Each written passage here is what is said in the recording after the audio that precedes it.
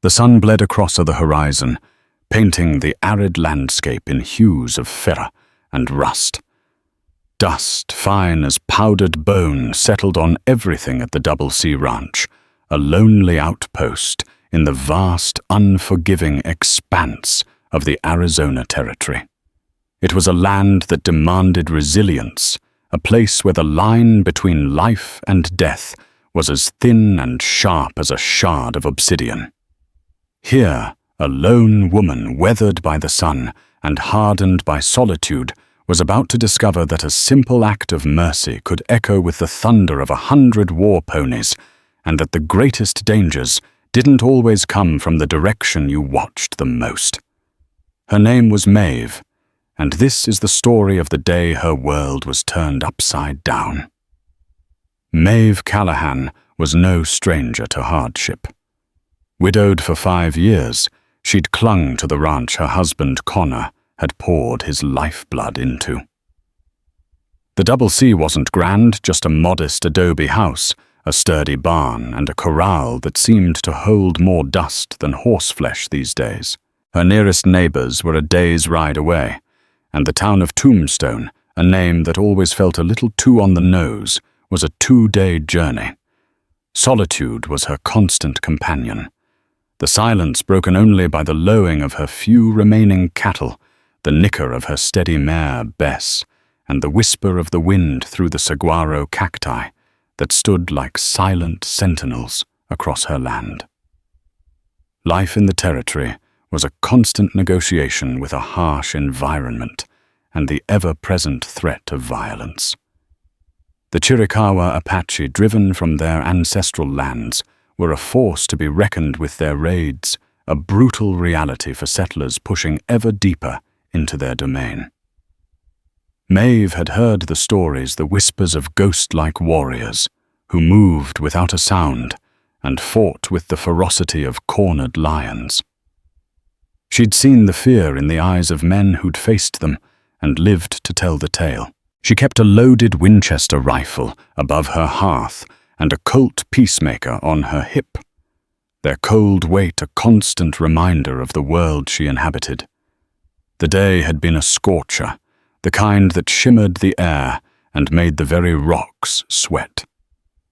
Maeve had spent the morning mending a stretch of fence broken by a stray bull, her hands raw and her back aching. By late afternoon, the sun was a malevolent eye in a bleached white sky. As she led Bess back towards the barn, a flicker of movement near the dry creek bed at the edge of her property caught her eye. It wasn't the familiar lope of a coyote or the skittish dance of a jackrabbit. This was something else. Her hand instinctively went to the Peacemaker, her thumb resting on the hammer. She squinted, her blue eyes the color of a faded prairie sky, narrowing against the glare. A man was crawling. His movements were slow, agonizing, a desperate struggle against the pull of the earth. Even from a distance, she could see the dark stain spreading across his buckskin leggings. Blood. Her heart hammered against her ribs, a frantic drumbeat in the oppressive silence. He was Apache, the single feather tied in his long dark hair, and the intricate beadwork on his moccasins were unmistakable. Every instinct, every cautionary tale she'd ever heard screamed at her to turn back, to bolt the door, and wait for the perceived threat to pass. He was likely a raider, perhaps wounded in a skirmish with prospectors or another settler. Helping him could be an invitation for disaster. His comrades could be lurking nearby, waiting for an opportunity. She stood frozen for a long moment, the conflict a raging tempest within her. The man collapsed, his face hitting the dust. He didn't move. The sun beat down on him mercilessly. Thirst, she knew, was a cruel and efficient killer in this land. It would leech the life from a man faster than any bullet. Connor's voice, a ghost in her memory, whispered in her ear. There's a difference between being cautious and being cruel, Maeve. We ain't savages. With a deep breath that did little to calm her racing pulse, Maeve made a decision. It was a choice that defied logic, that flew in the face of self-preservation. But to leave him to dark, to be picked apart by vultures under the blistering sun, felt like a betrayal of her own humanity. She strode back to the well, her movements deliberate, almost defiant. She drew a bucket of cool, clear water, the sound of the rope against the wood echoing in the still air. She filled a tin dipper and started towards the creek bed, the Winchester now cradled in her other arm. She was no fool. Mercy and caution would have to walk hand in hand. As she drew closer, the details of the man became sharper, more harrowing. He was young, no older than 20, his face a mask of pain and exhaustion. A nasty gash, deep and ragged, ran down his thigh, the source of the blood that had painted the dust crimson. His lips were cracked and black, his breathing shallow. He was barely conscious. She stopped a few feet away, her rifle held ready. "Water," she said, her voice raspy from the dust and disuse. His eyes flickered open, dark and fever-bright. They fixed on her not with the hatred she might have expected, but with a raw, primal desperation. He tried to push himself up a low groan, escaping his lips, but his strength failed him. Slowly, cautiously, Maeve knelt, extending the dipper towards him. Her hand trembled slightly. This close, she could see the intricate patterns of his beadwork, the smooth, worn leather of his clothes. He was a person, not just a faceless threat. He was someone's son, someone's brother. He watched her every move, his gaze unwavering. With a surge of effort, he reached out his fingers, closing around the dipper. He drank greedily, the water spilling down his chin and onto his chest. He drained the dipper, his Adam's apple bobbing, then let his head fall back into the dust, his eyes closing for a moment in what looked like sheer relief. Maeve refilled the dipper, and he drank again, this time more slowly. The water seemed to revive him, to bring a spark of life back into his eyes. He looked at her again, a flicker of something unreadable in their depths. It wasn't gratitude, not exactly. It was something more profound, a silent acknowledgement that transcended the chasm of their two worlds. He spoke, then his voice a hoarse whisper, the words in his native tongue, strange and guttural to her ears. He gestured to his wounded leg. Maeve understood. She wasn't a healer, but she knew how to clean a wound, how to stitch up a tear in flesh, as well as she could in fabric. It was another risk, another step into a territory from which there might be no return. Tearing a strip from her spare petticoat, she carried in her saddlebag, she poured some of the precious water onto the cloth. Gently she began to clean the wound. It was worse than she'd thought, deep and angry, the flesh around it, already beginning to swell and darken. He winced, his body tensing, but he did not cry out. He watched her with that same unnerving intensity, his silence more potent than any shout. As she worked, she noticed something that sent a fresh chill down her spine. Tucked into his waistband was a knife, its handle intricately carved from the bone of some large animal. But it was the fresh blood stains on the blade, not yet dried to a dull brown, that made her breath catch in her throat.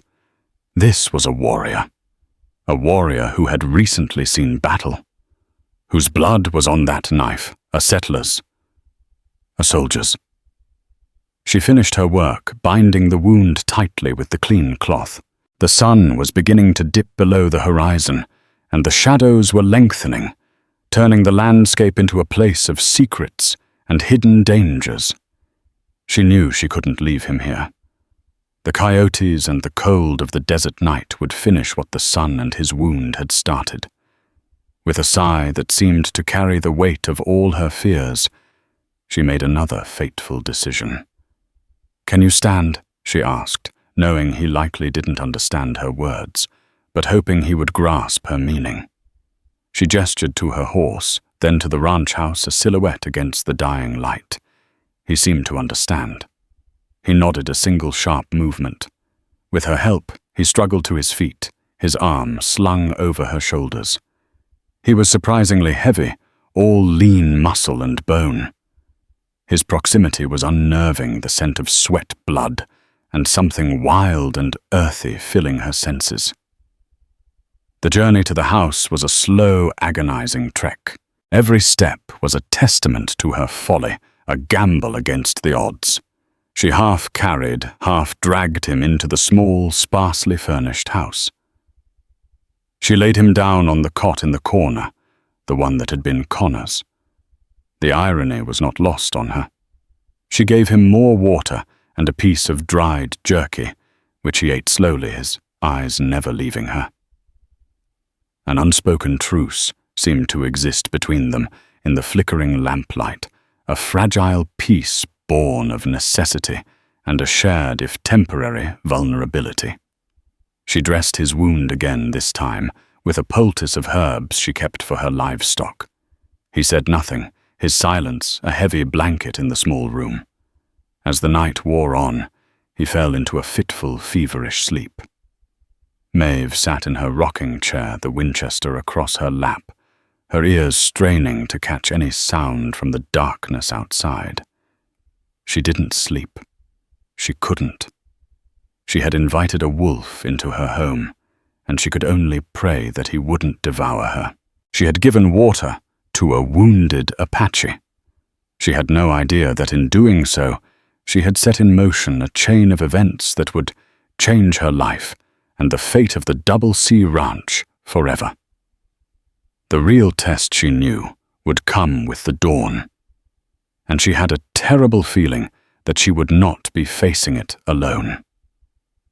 The name Cochise, the great Apache chief, echoed in her mind, a name synonymous with both fierce resistance and, some whispered, a deep, if rarely shown, sense of honor. What kind of man had she just saved? A follower of Cochise's path, or something far more dangerous? The question hung in the air, as heavy and oppressive as the desert heat. The first light of dawn would bring her answer. The night was a long and tormented vigil. Every creak of the old house, every rustle of wind through the brittle bush, sent a fresh jolt of adrenaline through Maeve's exhausted body. She sat ramrod straight in her rocking chair, the Winchester a cold, heavy comfort in her lap. The lamplight cast long, dancing shadows that played tricks on her weary eyes, transforming familiar shapes into menacing figures. The Apache warrior whose name she didn't know tossed and turned on Connor's cot. His fevered murmurs a constant, unsettling litany in a language she couldn't comprehend. Was he calling for his mother, his wife, or was he reliving the bloody conflict that had left him wounded and at her mercy? She replayed the events of the previous day over and over in her mind, each time with a growing sense of dread. The rational part of her brain screamed at her foolishness. She had broken the unwritten rule of survival in this harsh land: never engage, never trust, never show weakness. The stories of Apache raids were a brutal catechism learned by every settler. They spoke of stolen livestock, burned homesteads, and lives cut short with savage finality. And yet, when faced with the reality of a dying man, another human being suffering before her very eyes, she had chosen compassion over caution. Now, in the suffocating stillness of the night, she was forced to confront the potential consequences of that choice. She thought of the blood on his knife. Fresh. Whose was it? Had she harbored a killer? The question gnawed at her, a venomous serpent in her gut. She had seen the hard set of his jaw, the warrior's pride that even injury and fever could not entirely erase. He was not a man accustomed to helplessness. As the first faint hint of dawn began to soften the eastern sky, painting the horizon in shades of grey and lavender, A new sound reached her ears. It was a sound so subtle at first that she almost dismissed it as a trick of the wind, but it grew steadily, a low, rhythmic thudding that seemed to vibrate through the very earth. It was the sound of horses, many horses. Maeve's blood ran cold. She rose from her chair, her movements stiff and slow, every muscle protesting the long, sleepless night. She crept to the small window, her heart pounding a frantic tattoo against her ribs. Peering through a crack in the curtains, she saw them. The sight stole the breath from her lungs. They were everywhere. Dozens of Apache warriors, mounted on wiry, powerful ponies, had formed a silent, menacing circle around her small ranch house. They sat motionless, their dark forms silhouetted against the nascent light of morning. Spears tipped with flint and steel caught the first rays of sun, glinting like deadly stars. Rifles lay across their laps. Their faces, painted for war, were grim and unreadable masks. They were a living, breathing embodiment of every fear she had ever harbored. They made no move to attack. They simply sat their presence, an overwhelming, suffocating weight. It was a siege, a silent, patient declaration of power. They were waiting, but for what? A wave of nausea washed over Maeve. This was it. This was the price of her mercy. They had tracked their fallen comrade to her doorstep. They must have thought she had captured him, perhaps even harmed him. They were here for retribution. Her gaze darted to the man on the cot. He was still asleep, oblivious to the ring of death that had closed around them. A bitter, hysterical laugh threatened to bubble up in her throat. She had saved him from the desert, only to deliver them both to a far more certain demise. Panic, cold and sharp, clawed at her. Her first instinct was to run to saddle Bess and flee into the desert. But where would she go? They would run her down before she'd gone a mile. Her ranch, her home, the only thing she had left of Connor, was now a trap. She looked at the Winchester in her hands. She had maybe 20 rounds of ammunition. What good would that be against so many? It would be a futile, bloody gesture of defiance, nothing more. The silence stretched, taut and unbearable.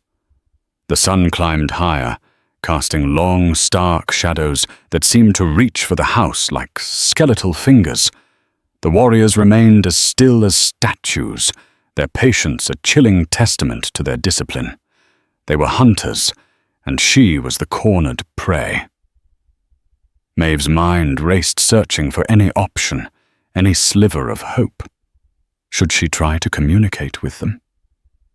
Yell out that the man inside was alive, that she had helped him. But what if they didn't speak English? What if they saw her as a liar? Her words a desperate ploy. Any move she made could be misinterpreted, could be the spark that ignited the powder keg. She backed away from the window, her breath coming in shallow, ragged gasps. The small, familiar space of her home suddenly felt like a tomb. The scent of the herbs she'd used on the warrior's wound, which had seemed so wholesome the night before, now smelled of death. She looked again at the wounded Apache. His face in the growing light seemed younger, more vulnerable. Was he the key? If he could speak for her, explain what had happened, could he avert the coming storm? But he was still lost in the depths of his fevered sleep. Waking him could be dangerous, and there was no guarantee he would or could help her. The sun was fully above the horizon now, its light flooding the small house. The heat of the day was already beginning to build, and with it, a terrible, paralyzing certainty. The time for waiting was over. Something had to give. A new sound broke the oppressive silence. A single powerful voice from the circle of warriors called out a sharp, guttural cry that seemed to pierce the very air. It was not a war cry. It was a name. On the cot, the wounded man stirred. His eyes fluttered open. He pushed himself up, his movements weak but determined. He heard the call, and in his eyes, as he looked at Maeve, she saw not the dazed confusion of a man waking from a fever dream, but a sudden, sharp and undeniable understanding.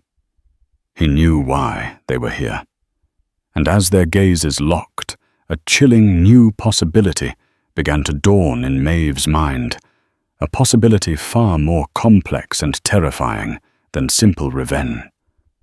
The warriors outside weren't just here for him. His presence inside her home meant something more, and she was standing right in the middle of it.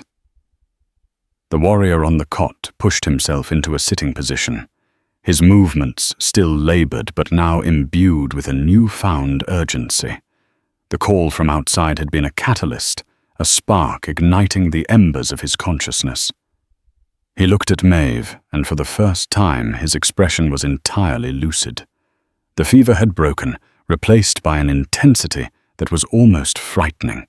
He spoke, his voice raspy but clear, the Apache words flowing with a cadence that was both alien and commanding. He pointed towards the door, then to himself, and then to Maeve's. Astonishment, he made a gesture of respect, a slight, almost imperceptible nod of his head. Before Maeve could even process this, he swung his legs off the cot and, using the wall for support, limped towards the door. Raw terror seized her. "No, wait!" she cried out, her voice a strangled whisper. "They'll kill us both!" He paused, his hand on the simple wooden latch. He turned his head, his dark eyes locking onto hers. He said nothing, but his gaze was unequivocal. It told her to trust him, a notion so absurd in that moment that she nearly laughed. Trust the man whose brethren held her life in their hands. With a final steadying breath, he lifted the latch and pushed the door open. He stepped out into the brilliant, unforgiving sunlight, his silhouette framed in the doorway. Maeve's heart leapt into her throat. She scrambled to the window, her knuckles white as she gripped the frame, expecting the immediate brutal report of a rifle or the sickening thud of a spear. But the eruption of violence she anticipated never came. A collective murmur went through the assembled warriors. They shifted on their ponies, a ripple of movement passing through the silent ring of men. The man who had called out, a towering figure with a face like a weathered rock and a magnificent eagle feather headdress, dismounted. He strode forward, his every step radiating an aura of absolute authority. This was their leader. The wounded warrior, standing tall despite his injury, began to speak. He gestured back towards the house, towards Maeve, who watched mesmerized from the window. His voice rose and fell, a powerful, impassioned monologue. He was telling them a story, her story, his story. He pointed to his bandaged leg, then to the dipper she had left by the well. He mimicked the act of drinking of her, cleaning his wound. As he spoke, Maeve began to understand not his words, but his intent. He was not just explaining what had happened, he was defending her. The leader listened, his face impassive, his eyes never leaving the younger man's face. When the story was finished, a heavy silence fell once more. The leader's gaze shifted, moving past the wounded warrior to the open doorway to Maeve herself. His eyes, dark and penetrating, seemed to look right through her, to weigh her soul. She felt a tremor of fear, but she held his gaze, her chin held high. She had done nothing wrong, she told herself. Her defiance a fragile shield against the overwhelming power of the moment. The leader then turned and spoke to his men, his voice a low, commanding rumble. And then the most astonishing thing happened. One by one, the warriors began to dismount. They did not lower their weapons, but the act of placing their feet on the earth felt like a deliberate, symbolic gesture. The immediate threat of an attack seemed to melt away, replaced by an unnerving, uncertain stillness. The leader approached the house, stopping a few feet from the doorway, where the younger warrior now stood, leaning heavily against the frame. The two men spoke again, a quiet, intense exchange. The leader's eyes flickered to the vast, empty plains to the south, a troubled look crossing his face. Then the wounded warrior turned to Maeve. He beckoned her forward. Every instinct screamed at her to stay inside, to slam the door and barricade it. But her legs, moving as if of their own accord, carried her forward until she stood on the porch, the sun warm on her face, the scent of dust and horses and nervous sweat thick in the air. She was surrounded by at least 40 armed Apache warriors, yet she was for the moment unharmed. The wounded man spoke to her, but this time he used a few broken words of Spanish, a language she understood from the vaqueros who sometimes passed through. "My name is Taza," he said, touching his chest. He then gestured to the imposing leader. "This is my father, Cochise." The name hit Maeve with the force of a physical blow. Cochise, the legendary chief of the Chiricahua Apache. A name that struck fear and awe into the hearts of settlers and soldiers alike. He was a phantom, a myth, a leader renowned for his brilliant guerrilla tactics and his unwavering resistance to the encroachment of the white man. And he was standing on her porch. She had not just saved any warrior. She had saved the son of the most powerful Apache leader in the territory. Cochise stepped forward. His eyes, which she now saw, were flecked with gray, holding a surprising depth of weariness. He spoke, his voice deep and resonant, and Taza translated his Spanish, halting but effective. "My son tells me you gave him water when he was dying," Cochise said, his words relayed by Taza. "You gave him shelter. You tended his wound. You did not act as an enemy." Maeve could only nod her throat too tight to speak. "For this," Cochise continued, his gaze unwavering, "you have my gratitude. The Chiricahua do not forget a debt of honor. You and your ranch will not be harmed by my people. You are under my protection." A wave of relief so profound it left her weak need washed over Maeve. But it was short-lived. The twist had come, but it was not the one she had expected. The drama was not about retribution, but something far more complex. Cochise's expression darkened. He gestured again to the south. "We are not here for war with you," he said, his words carrying a new grim weight. "We are here because of them." Taza struggled to find the right words in Spanish. "Soldados. No, not soldiers. Worse. Men. With yellow eyes. Gold hunters. They poison the water. They kill the buffalo for sport. They disrespect the land." He went on to explain. A new group of prospectors, a particularly ruthless band known for their brutality, had established a camp a day's ride south, near a place the Apache held sacred, a series of natural springs called Ojo Caliente. These men were not just searching for gold. They were systematically destroying the land, driving away the game, and most critically fouling the only reliable water source in the region. Taza had been wounded in a skirmish with them while scouting their numbers. "They have brought the sickness," Cochise said, a deep anger in his voice. "Our children grow ill from the bad water. The women weep. We have tried to drive them out, but they have many long guns. They are well supplied." Maeve suddenly understood. The warriors weren't here to attack her. They were here because her ranch, with its deep, clean well, was the closest source of pure water to the Ojo Caliente. They hadn't surrounded her house to kill her. They had surrounded it to secure the water. Her act of kindness to Taza had changed the nature of their mission.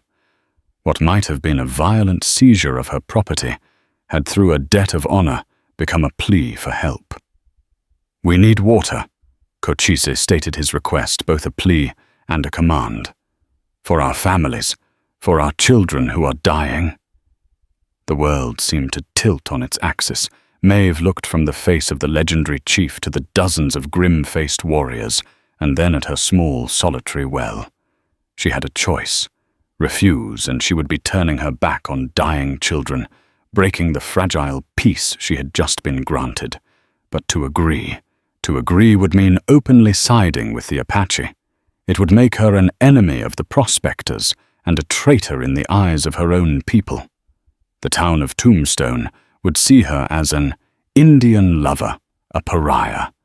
If the prospectors found out, they would not be as merciful as Cochise. She had given water to one wounded Apache. Now his entire tribe, led by their formidable chief, was asking for the same. Her ranch was no longer just her home. It had become a focal point in a conflict she never wanted to be a part of. The next words she spoke would determine her fate and the fate of many others. The drama had only just begun. The silence that followed Cochise's request was heavy with the weight of consequence. The sun climbed higher, beating down on the parched earth, and Maeve could feel the eyes of every warrior upon her. They were no longer a faceless mob, a monolithic threat.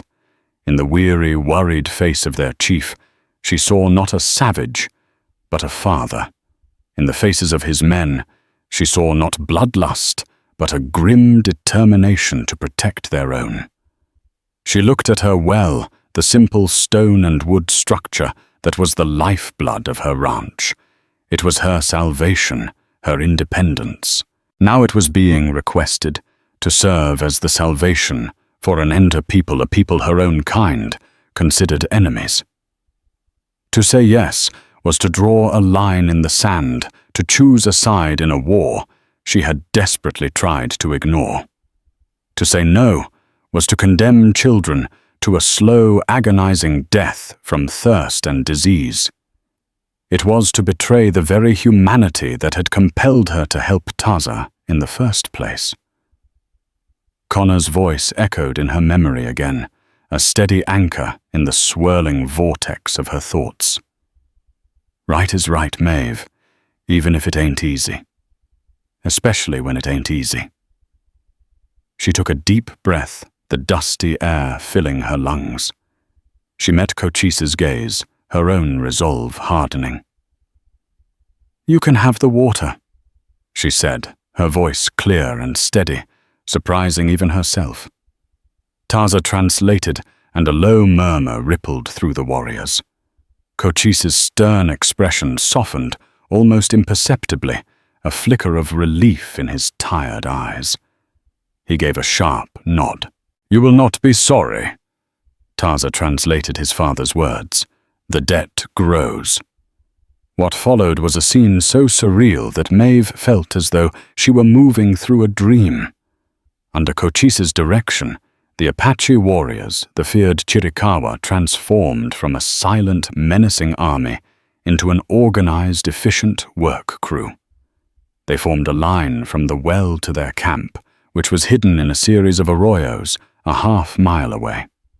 With a quiet, disciplined rhythm, they began drawing water bucket by bucket and passing it down the line in water skins and clay ollars. Maeve stood on her porch, the Winchester, now leaning against the wall, and watched. They were careful, respectful of her property. Not a single warrior approached her house unbidden. They moved with a purpose that was both humbling and intimidating. Taza, his leg propped up, sat near her, acting as an unlikely bridge between their two worlds. "The gold seekers," he said, his Spanish improving with practice. "They are called the Dust Devils. They are led by a man named Jedediah Kane. He is a hard man, cruel. He wears the teeth of a bear around his neck." As the day wore on, an uneasy routine settled over the Double C Ranch. The Apaches worked tirelessly, their movements economical and swift. Maeve, feeling a strange compulsion to contribute, baked a batch of cornbread, using up a significant portion of her precious cornmeal. When it was done, she offered it to Taza. He looked surprised, then pleased. He took a piece and passed the rest to the warriors nearest the house. They ate it with a quiet dignity that touched her. This fragile truce, this bizarre domesticity was shattered in the late afternoon. A plume of dust appeared on the southern horizon. It was not the swirling, aimless dust of a whirlwind. It was focused, moving with intent, moving towards them. A scout perched on a high rock outcropping let out a sharp cry. Instantly, the orderly scene at the well dissolved. The warriors vanished, melting back into the landscape with a speed and silence that was breathtaking.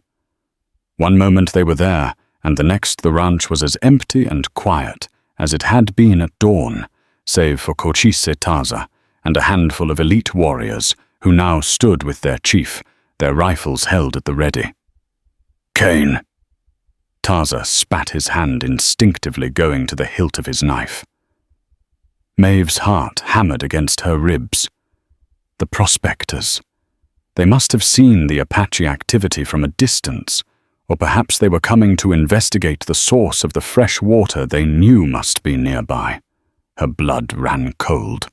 To be found here with Cochise and his warriors would be a death sentence.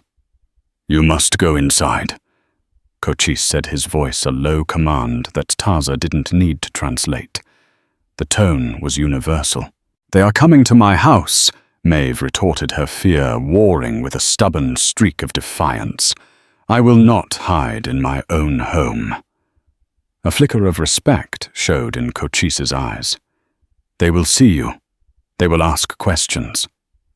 "Let them," she said, her hand finding the cool, familiar grip of her peacemaker.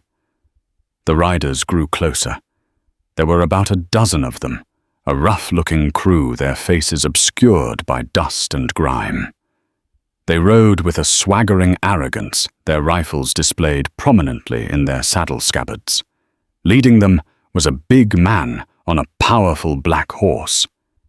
Even from a distance, Maeve could see the glint of something pale around his neck. The bear-tooth necklace. Jedediah Kane. Cochise and his men concealed themselves with practiced ease behind a rocky outcrop near the barn, their forms blending seamlessly with the shadows and stone. Maeve remained on the porch, forcing herself to appear calm, just a homesteader going about her business. Taza, too weak to move quickly, had slipped back inside the house out of sight.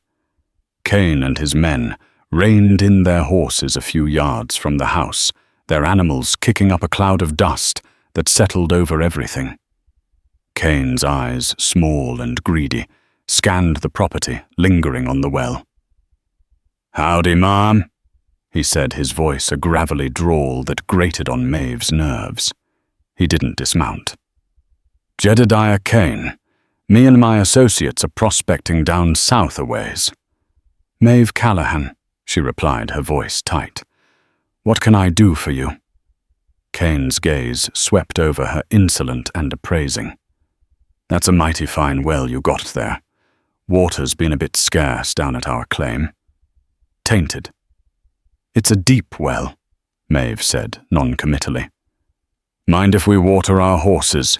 Maybe fill a few canteens?" he asked, but it wasn't a question.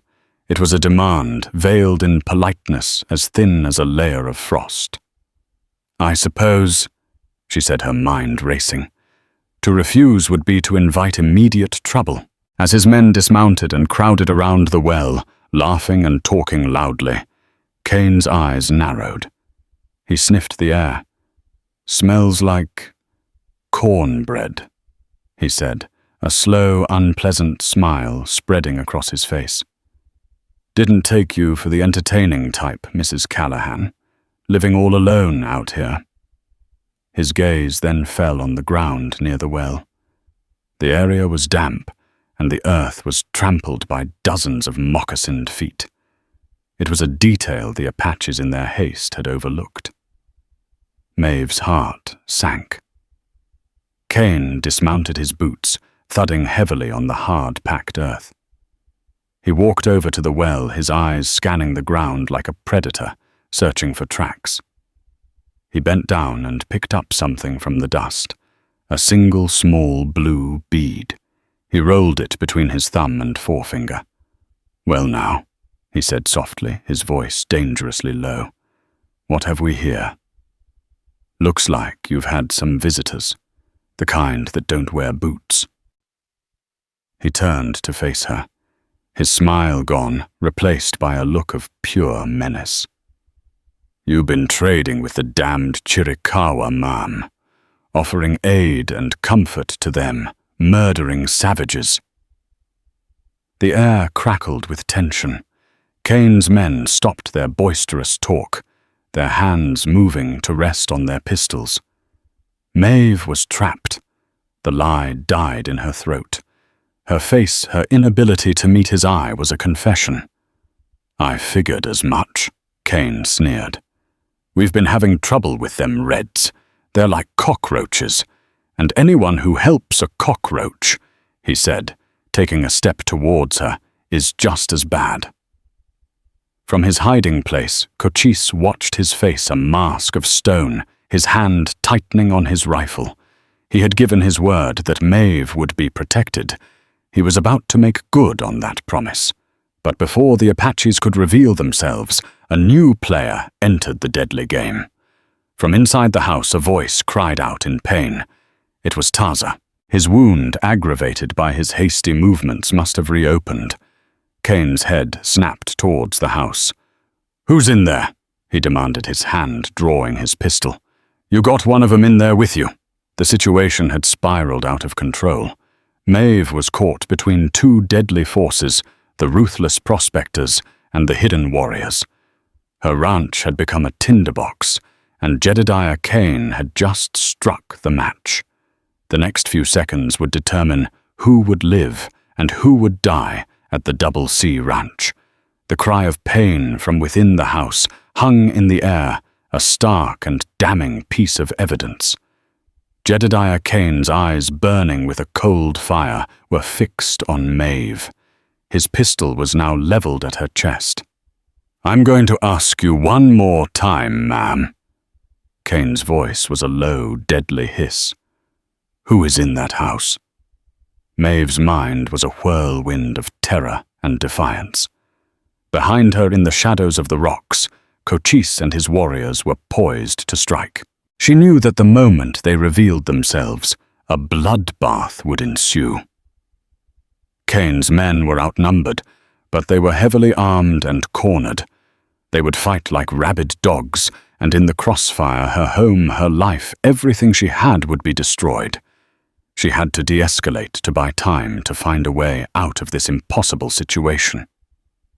It's my ranch hand," she stammered, the lie tasting like ash in her mouth. "He took a fall this morning, hurt his leg." Kane's sneer told her he didn't believe a word of it. "A ranch hand? Funny I don't see no bunkhouse, and I ain't seen nobody but you. Let's have a look at this ranch hand of yours." He gestured with his pistol towards the door. "Get him out here, now!" Maeve was trapped. To refuse was to confirm his suspicions and likely get herself shot. To bring out Taza would be to sentence him and everyone else to death.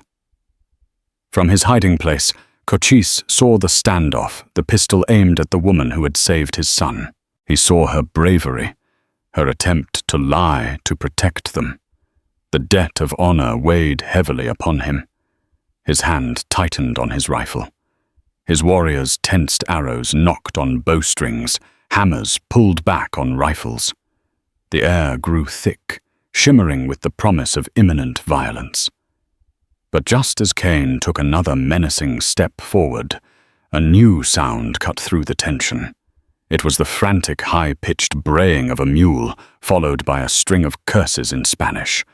A man came stumbling around the side of the barn, leading a stubborn, heavily laden mule. He was old, his face a road map of wrinkles, his clothes dusty and worn. It was Ignacio, a traveling merchant who passed through the territory once every few months, selling everything from pots and pans to gossip and news. He was a familiar, harmless figure to everyone in the region. "Mrs. Callahan!" He cried out, his face a mixture of relief and surprise at seeing the armed men.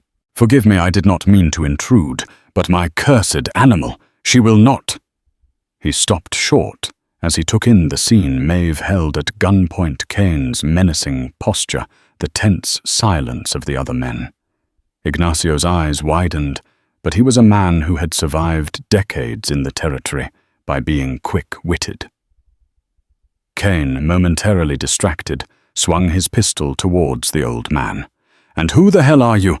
Ignacio, senor, just a humble merchant," he said, holding up his empty hands. "I have come to trade with the good lady of the house." The distraction was the opening Maeve needed. With a surge of adrenaline, she acted. She didn't run. She didn't scream. She did the one thing they would never expect. She lunged forward. Not at Cain, but at the small, sturdy table on her porch that held her sewing basket. With a sweep of her arm, she sent the basket flying. Spools of thread, needles, buttons, and a pair of heavy iron scissors clattered across the wooden planks. The sudden noise and movement startled Cain. For a split second, his attention was diverted. It was all Cochise needed. It wasn't a volley of shots or a hail of arrows. It was something far more terrifying. A single piercing war cry erupted from behind the rocks, a sound that seemed to tear the sky in two. It was the signal. From every direction, Apache warriors rose from the earth as if by dark magic. They didn't charge forward. They simply appeared, slant and lethal, their weapons all aimed at the cluster of stunned prospectors.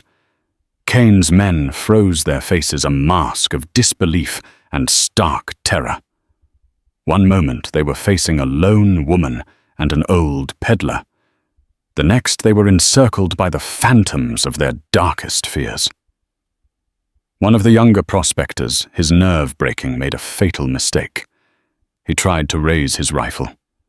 An arrow, swift and silent as a whisper, flew from the shadows and embedded itself in his shoulder.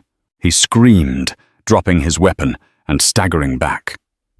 Cain, to his credit, was no coward. He spun around his pistol, swinging from Maeve to the far more immediate threat of Cochise, who now stepped out from behind the rocks, a figure of imposing authority. "Cochise!" Cain breathed a mixture of hatred and grudging respect in his voice. "Cain," Cochise replied, his voice calm and cold. "You are trespassing, and you have threatened a friend of the Chiricahua. This was a mistake." The two leaders faced each other across the dusty ranch yard, the fate of everyone present hanging in the balance. Cain's men were surrounded, outmaneuvered. Any further aggression would be suicide. "Your fight is with me, Apache," Cain growled, "not with a woman." "Her fight has become my fight," Cochise stated simply. "You and your men have poisoned the water of Ojo Caliente. You have brought sickness to our children. For this, there must be a reckoning. But not here. Not at this place." He gestured to Maeve's house. "This ground is protected. The woman who lives here showed my son honor. We will not dishonor her home with the blood of dogs like you." The insult was plain a deliberate goad. Kane's face purpled with rage. His knuckles were white on the grip of his pistol. "You will leave," Cochise commanded. "Leave your weapons, all of them. And you will leave this territory. Do not return to the springs. Do not return to this ranch. If my scouts see you again, you will not be warned a second time." It was a humiliating, impossible demand. To be stripped of their weapons was to be left helpless in a land full of dangers. But the alternative was certain death. One by one, with murderous looks on their faces, Kane's men slowly, reluctantly placed their rifles and pistols on the ground. The clatter of metal on the hard earth was the sound of their defeat. Kane was the last. His eyes, burning with a venomous hatred, were locked on Cochise. But he saw the cold certainty in the Apache chief's gaze. He saw the dozens of arrows, all aimed at his heart. With a snarl of fury, he tossed his pistol onto the growing pile. "This ain't over, Cochise," he spat. "It is," Cochise replied, his voice as final as a gravestone. "Now go." Without their weapons, the prospectors seemed to shrink, their arrogance stripped away, leaving only fear and rage. They mounted their horses, their movements clumsy with anger and humiliation. Kane shot one last hate-filled look at Maeve. It was a look that promised retribution, a look that told her that even if he left today, she would never be truly safe. Then they rode away, a defeated, embittered posse disappearing back into the shimmering heat from which they came. A collective sigh of relief seemed to pass through the ranch. Ignacio, the old merchant, crossed himself, muttering a prayer in Spanish. Maeve's legs finally gave out, and she sank onto the porch steps, her body trembling uncontrollably. Taza emerged from the house, his face pale but resolute. Cochise walked over to her, his expression unreadable. "The debt is paid," he said, his words translated by his son. "You saved my son. I have saved your home." Maeve looked at the pile of surrendered weapons, at the grim-faced warriors who were now collecting them, and at the retreating dust cloud of her new mortal enemies. The immediate danger was over. But she knew with a chilling certainty that this was not the end. She had been drawn into the heart of a conflict far bigger than she could have ever imagined. She had faced the devil at her doorstep, and with the help of the most unlikely allies, she had survived. But the devil now knew her name, and he knew where she lived. The fragile peace was shattered, and the future of the Double C Ranch was more uncertain than ever before. In the aftermath of the confrontation, a strange quiet descended upon the Double C Ranch. The oppressive tension had broken, but the air remained thick with unspoken thoughts. Jedediah Kane and his men were gone their humiliating retreat, leaving a stain on the air like a foul odor.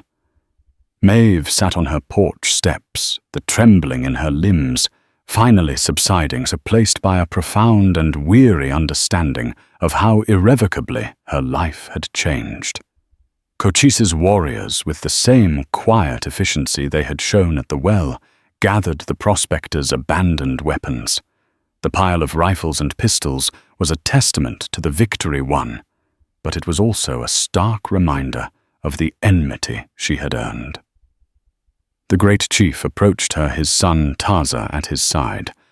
The imposing leader stopped before her, his gaze holding not triumph, but a deep, somber gravity. "Jedediah Kane is not a man who forgives." Cochise stated his words, translated by Taza. "He will not forget this day. He will see you as the cause of his humiliation. He will return." "I know," Maeve said, her voice a whisper. The thought sent a fresh chill down her spine. She was a marked woman. "You are no longer safe here alone," Cochise continued. It was not a suggestion. It was a statement of fact. My protection extends beyond a single day. The debt of honor is not so easily settled. He issued a quiet command, and 2 of his most trusted warriors stepped forward. These men are Kyle and Elan. They are hunters and silent watchers. They will remain in the hills. You will not see them, but they will see you. If Cain returns, a signal fire will be lit, and we will come. Maeve was stunned into silence. The feared Apache, a people she had been taught to dread, were now her sworn protectors. The irony was staggering. Ignacio, the old merchant, approached them, his hat in his hands, his face full of awe. "Senora Callahan," he said, "to have the friendship of Cochise, this is a greater treasure than all the gold in these hills." He promised to return soon with supplies and news, becoming her willing link to a world that might now see her as a traitor. As the sun began its slow descent, the Apaches prepared to leave. They had the water they needed, and the immediate threat was gone. Taza, leaning on a makeshift crutch, came to stand before Maeve. "My father does not say such things easily," he said, "but he thanks you. My life was in your hands. You showed kindness when you could have shown fear. The Chiricahua will remember the woman of the Double C Ranch." He reached into a pouch and pulled out a single, beautifully crafted eagle feather, its tip dyed a deep crimson. "A symbol," he explained, "of courage and honor. Show this to any of my people. They will know you are an ally." Maeve accepted the feather.